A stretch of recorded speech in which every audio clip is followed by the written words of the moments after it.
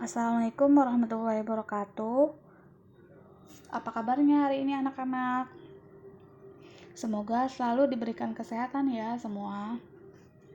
Amin. Hari ini kita masuk ke dalam materi, yaitu mengenai pengaruh perubahan dan interaksi keuangan terhadap kehidupan negara-negara ASEAN. Langsung saja kita masuk ke dalam materinya. Yang pertama ini membahas mengenai perubahan ruang dan interaksi antar ruang akibat faktor alam. Di sini ada 3, yaitu faktor iklim, kemudian ada faktor ekologi, dan faktor ketersediaan sumber daya alam.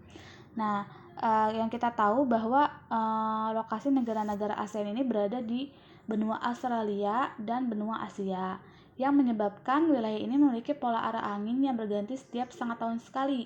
Nah, angin ini dinamakan dengan angin muson timur dan angin muson barat, yang masing-masing menyebabkan terjadinya musim kemarau dan musim hujan.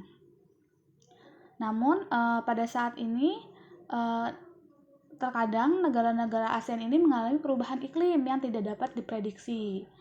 Nah, sebagai akibat adanya perubahan pola penggunaan lahan dan perilaku manusia yang menimbulkan pemanasan global. Jadi akibat adanya semakin banyaknya pola penggunaan lahan, perubahan pola penggunaan lahan, misalnya dari pertanian kemudian ke industri, atau dari hutan yang ditebang menjadi pemukiman misalnya.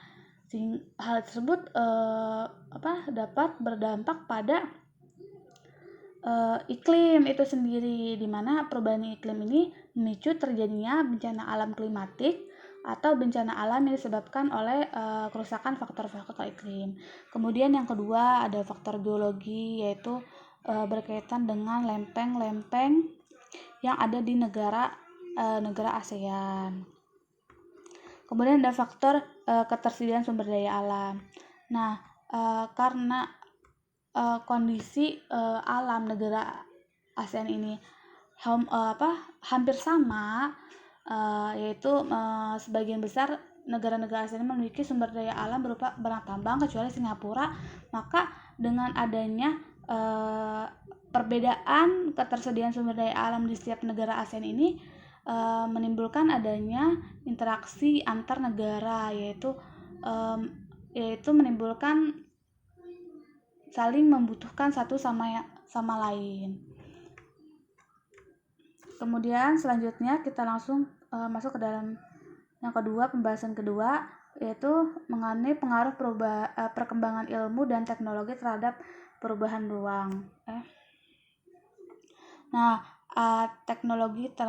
yang pertama ini ada teknologi transportasi, kemudian yang kedua ada teknologi komunikasi. Saat ini perkembangan ilmu dan teknologi telah berpengaruh terhadap berbagai aspek kehidupan manusia. Manusia lebih dimudahkan dalam berbagai hal ketika beraktivitas. Nah, dengan adanya teknologi transportasi seperti saat ini sudah ada kapal laut, kemudian pesawat terbang, mobil yang berbahan bakar diesel maupun mobil yang berbahan bakar fosil. Ini sangat memudahkan mobilitas manusia, sehingga manusia tidak lagi mengalami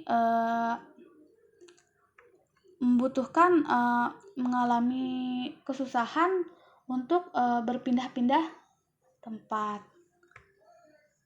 Kemudian juga yang kedua ini ada teknologi komunikasi.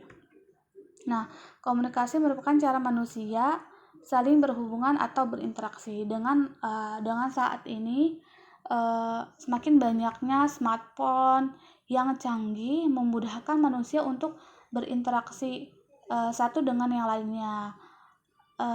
Hal tersebut sangat menguntungkan karena dapat mengurangi jarak dan waktu.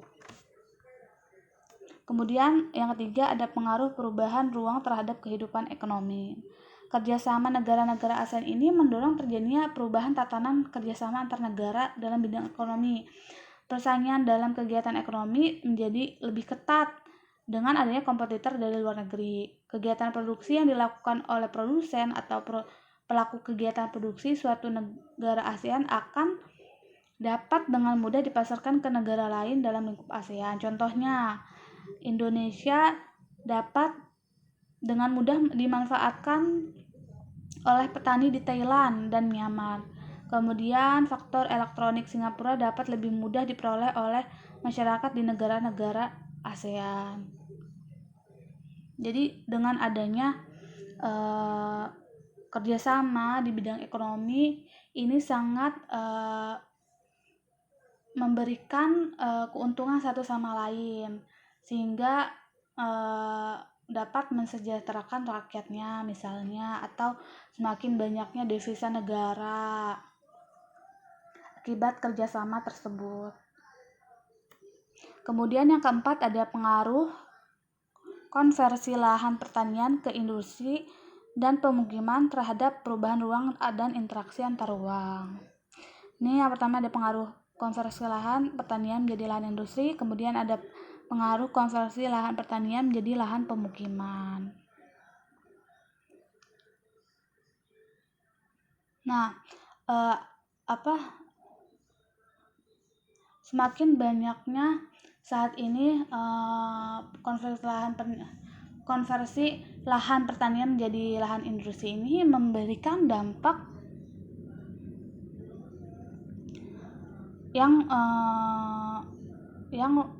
memberikan dampak yang sangat berpengaruh pada kehidupan, yaitu yang pertama lahan pertanian berkurang yang membuat produktivitas pangan dan pertanian menurun. Kemudian yang kedua adalah lahan pertanian sekitar industri berpotensi terkena imbas dari pencemaran akibat limbah atau polusi dari industri. Kemudian yang ketiga, konversi lahan ini menular sehingga mengancam ketersediaan lahan pertanian. Misalnya yang satu lahan pertanian ini sudah diubah menjadi industri. Kemudian industri ini ingin memperbesar perusahaannya sehingga mengancam ketersediaan lahan pertanian yang di sebelahnya misalnya gitu. Kemudian ada yang kedua ini pengaruh konversi lahan pertanian menjadi lahan pemukiman. Semakin banyaknya jumlah penduduk setiap tahunnya, maka semakin banyak pula kebutuhan tempat tinggal, sehingga hal ini dapat berpengaruh pada perubahan lahan pertanian menjadi lahan pemukiman. Bisa kita lihat sekarang banyak lahan pertanian diubah menjadi perumahan-perumahan. Nah, hal ini juga ada dampak negatifnya, yaitu luas lahan pertanian semakin berkurang, sehingga produktivitas pangan semakin kecil. Kemudian petani dan buruh tani ini kehilangan mata pencariannya. Kemudian yang ketiga ini hilangnya lahan ruang terbuka hijau. Kemudian juga berpengaruh juga pada berkurangnya lahan resapan air, sehingga akan berdampak pada misalnya ketika hujan deras turun, maka akan terjadi banjir karena berkurangnya lahan resapan air yang seharusnya didapatkan oleh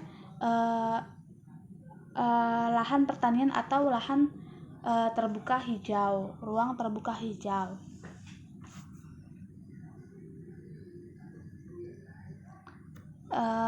Kesimpulan materi hari ini yaitu maka dari adanya perubahan penggunaan lahan atau yang mana perubahan itu dari lahan pertanian menjadi pemukiman atau industri dapat menimbulkan berbagai permasalahan. Nah, seperti perubahan iklim, yaitu dengan meningkatnya suhu di muka bumi akibat berkurangnya lahan hijau Kemudian tadi aktivitas perindustrian menimbulkan berbagai pencemaran. Kemudian juga dengan semakin banyaknya kendaraan, tadi teknologi transportasi yang menggunakan bahan bakar fosil akan meningkatkan karbon dioksida di lapisan bumi, sehingga suhu bumi ini semakin meningkat menjadi lebih panas.